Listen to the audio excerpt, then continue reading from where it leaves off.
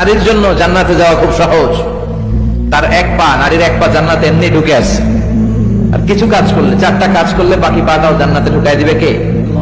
বিষ্ণু বলেছেন 4টা কাজ যদি কোনো নারী ঠিকঠাক মতো এই দুনিয়ার বুকে করতে পারে, আল্লাহ তাআলা 8টা জান্নাতের দরজায় নারীর জন্য খুলে দিবে।